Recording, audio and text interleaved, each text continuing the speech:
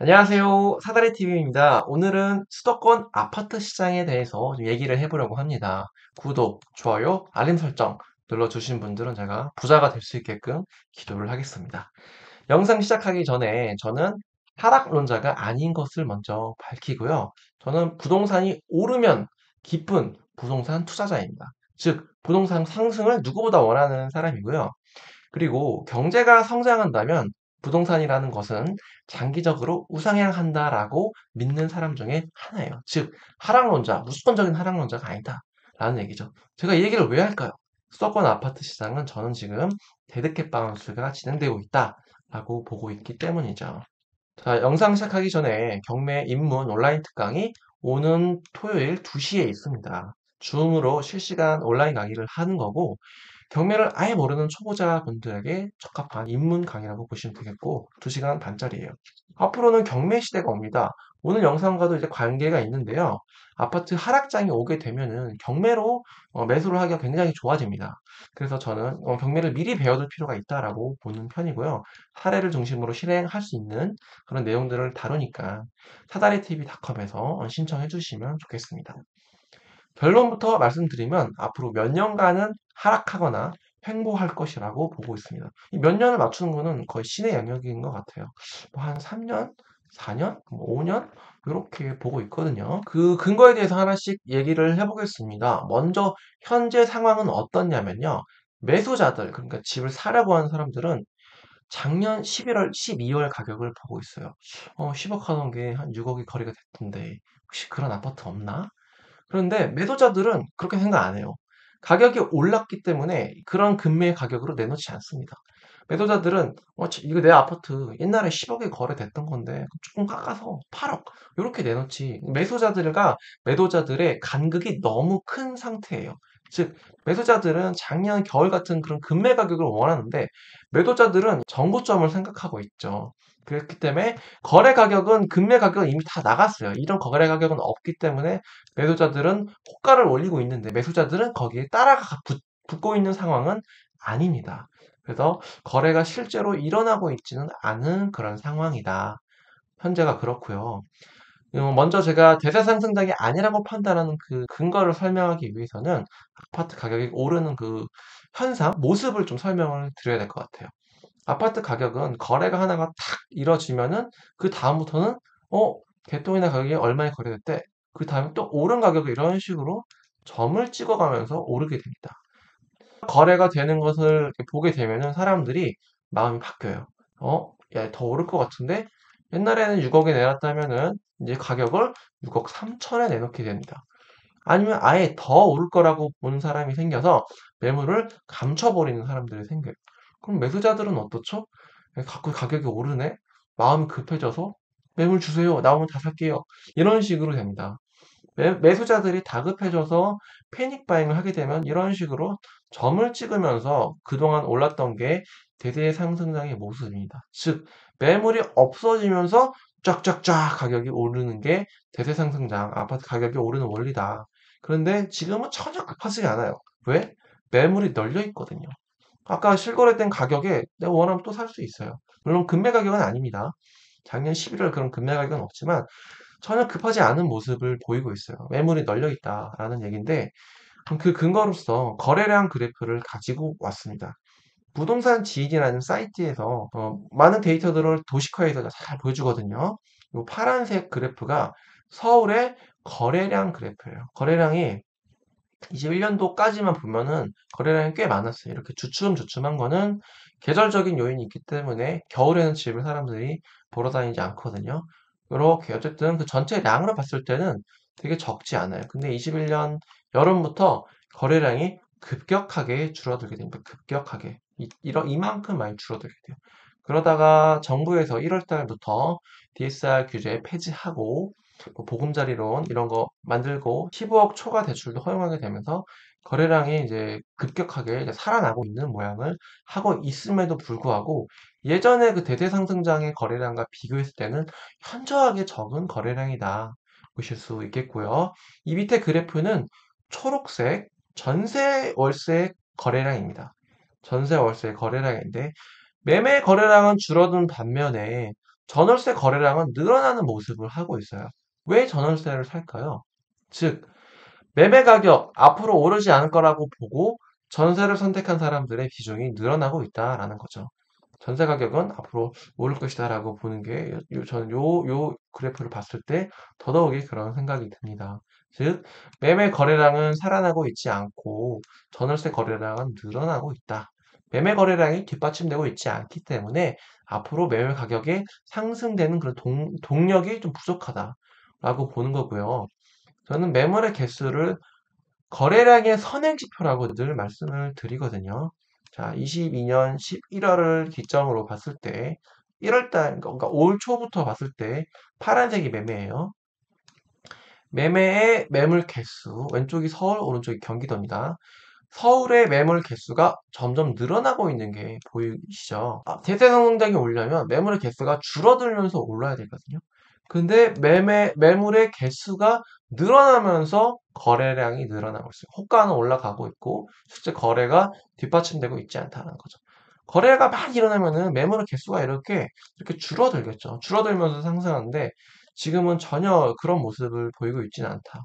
오히려 전세 월세 매물이 줄어들고 있는 것에 좀 주목을 해야 된다. 아까랑은 반대죠. 그래서 당연한 게 그러니까 매물의 개수가 거래량의 선행지표이기 때문에 그런 거예요. 전월세가 왜 줄어들었겠어요? 많이 나갔으니까 줄어든 거죠. 매매가 왜 늘어났겠어요? 거래가 안 되고 있으니까 늘어나고 있는 거죠. 그렇죠? 너무 당연한 상식적인 얘기를 하고 있어요. 전월세 매물이 이제 다시 매매로 돌아가고 있는 모습을 보이고 있습니다. 전세 월세 주는 것보다 매매로 주는 사람이 많다라는 것은 즉 앞으로 집값이 떨어질 것이다라고 본 사람이 더 늘어났다는 거죠.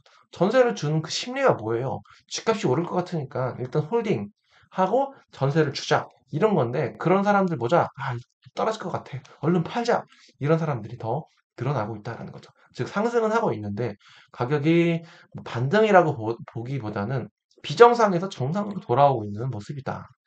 자, 과거에는 어떻을까? 음마아파트 그래프를 가지고 왔습니다. 저는 그 과거 데이터를 많이 참조하는 편이에요. 과거랑 꼭 답습하라는 법은 없지만 분명히 그런 모습은 비슷하게 나타난다는 거죠. 2006년도, 2007년도가 음마아파트 꼭지였습니다. 14호 찍었네요. 그러다가 2009년도에는 8억대를 찍었다가 다시 놀랍게도 기사회생을 하게 됩니다. 반등을 하죠. 저는 지금의 모습이 이때와 굉장히 흡사하지 않나 라고 생각을 합니다. 그 뒤에 어떻게 됐냐면요. 이렇게 다시 내려갔다가 올라갔다 내려갔다 올라갔다 내려갔다 반복하다가 2013년도에 바닥을 찍고 2015년도에 이렇게 오르다가 지금은 뭐 말도 못하게 올랐죠. 그러니까 전체적으로 부동산은 우상향한다라는 건 저는 변함이 없어요. 하지만 지금이 우리가 이 시기라면은 집을 사는 게 맞나? 투자자로서 실수요자 말고 투자자로서 이때 사지 않고 다시 이 저점이 올 텐데 그때 사면 되지 않을까? 뭐 장기적으로 우상향하는 건 맞아요. 어차피 이때 사서 이때 팔면 되지. 이럴 수 있는데 이 갖고 있는 동안의 고통은 어떡할 겁니까? 그죠? 저는 과거에 이런 패턴이 반복해서 나타날 것이라고 믿는데 그 이유는 아무리 기술이 발전하고 앱이라든가 이런 게 생긴다고 하더라도 결국 이 아파트를 매수하고 매도하는 걸 결정짓는 거는 인간의 마음이에요. 이 마음이 갈팡질팡합니다. 살까? 팔까? 살까? 말까? 더 오를까 내릴까 그런 것들이 계속 반영되다 보니까 톱니바퀴 같은 모양이 발생하는 모양이 그 이유가 그래서 그렇습니다. 즉 지금이 데드캣 바운스인 것은 인간의 심리이기 때문에 왔다리 갔다리 하는 그 마음 때문에 일시적으로 반등한 거지만 전체적으로 큰 줄기를 봤을 때는 하락을 할 것 같다라는 게 제 생각입니다. 제 생각을 좀 정리를 해보면요. 작년 겨울의 가격은 고금리와 자금 정책으로 인해서 정말 말도 안 되는 비정상적인 주가가 형성된 것이다라고 저는 보고 있고요. 이때 사신 분들은 정말 저 존경합니다. 아무도 사지 않을 때 또 선구자적인 마인드로 가서 매수를 하신 거니까요. 근데 또 지금 샀다고 해서 팔 수가 없어요. 왜? 세금 70%인데 어떻게 팔아요? 못 팔죠. 실수요자라면 모르겠는데 투자자들은 이렇게 내가 샀다 팔다 이게 못한다라는 거죠. 그렇죠. 근데 반등했던 그 이유를 꼽자면 특례 보금자리론을 정부가 올 초에 내놨어요. DSR 폐지나 다름없는 말도 안 되는 정말 혜택을 줬죠. 그리고 그동안은 15억 초과 아파트는 대출을 허용하지 않았는데 그것을 허용함에 따라서 헬리오시티, 뭐 잠실 엘리트 이런 것들이 이제 일시적으로 반등할 수 있었던 기회가 생겼다. 즉 가계대출을 많이 풀어줬는데 요즘 나오는 기사를 보면은 이렇게 특례보금자리론, 뭐 50년 만기 주담대 대출 그런 것 때문에 가계대출이 너무 늘어나고 있다. 다시 조여야 된다. 라고 이런 기사들이 자꾸 떠요. 정부에서도 그런 뉘앙스를 자꾸 풍기고 그렇게 가계대출을 다시 조이다 보면은 아마 상승의 동력이 좀 떨어지지 않을까 그런 생각이 들고요. 또 앞서 말씀드렸던 것처럼 거래량이 뒷받침되면서 상승을 해야 되는데 그렇지 못하고 오히려 매물이 쌓여가고 있다. 거래가 활발하게 일어나면은 매물이 줄어들고 호가가 계속 오르는 그런 대세상 성장의 모습을 해야 되지만 매물의 개수가 점점 늘어나고 있다라는 거고 투자자들보다는 실수요자 위주로 지금 거래가 되고 있습니다. 부동산에 가보면요, 투자자들은 뭐 취득세 규제도 있지만 이미 다 전멸했어요. 결국 지금 매수를 하는 거는 특례 보금자리론 대출을 받을 수 있는 실수요자들에 의해서 거래가 되고 있는데 부동산 시장을 이렇게 반전시키기엔 좀 힘이 딸립니다. 투자자들도 들어와야지 해야 되는데 유동성이 유입하기에는 좀 어려운 시장이 아닌가 그렇게 생각을 하고 있습니다. 그런데 저는 전세 가격은 장기적으로는 이제 우상향할 것이다라고 생각을 해요. 하락론자들은 뭐 전세 가격까지만 폭락할 것이다 이렇게 얘기를 하잖아요. 올해 가을에 보면은 강남권에 일부 입주 물량이 있어서 일시적으로 떨어질 수 있지만 결국 큰 뭐 2년 이런 텀을 봤을 때는 장기적으로는 우상향하는 모습을 가질 것 같아요. 그 근거로는 수도권 입주 물량이 매우 부족하기 때문이고 이 매매 가격이 떨어지면서 사람들이 전세를 선택하는 비중이 늘어나고 있잖아요. 즉 전세 매물이 줄어들면서 전세 거래가량이 계속 늘어나고 있잖아요. 그거는 즉슨 전세 가격이 우상향할 만한 동력이 된다라는 거죠. 그러면 또 질문이 들어올 것 같아요. 너 수도권 입주 물량 부족하다며. 그거는 매매가 상승이랑 일치해야 된다고 봐야 되는 거 아니야? 그렇지 않습니다. 오히려 수도권은 입주 물량과 매매가 그래프를 놓고 보면은 어떠한 상관관계를 찾기가 힘들어요. 오히려 역의 상관관계에 있다라고 보는 게 더 맞을 정도로 입주 물량과 매매가는 연관성이 많이 떨어집니다. 오히려 입주 물량이 부족한 것을 사람들이 보고 그것을 선반영시켜서 2년 전, 3년 전에 들어간 사람들이 더 많겠죠. 그래서 가격에 오히려 매매 가격에 거품이 꼈던 것도 아마 그랬던 것 아닌가 생각이 듭니다. 자, 오늘 영상을 마치기 전에 다시 한번 홍보 말씀드리면 9월 23일 토요일 오후 2시에 경매 투자 실시간 강의가 있습니다. 관심 있으신 분들은 입문자들 대상으로 사다리TV.com에서 신청해 주시면 되겠습니다.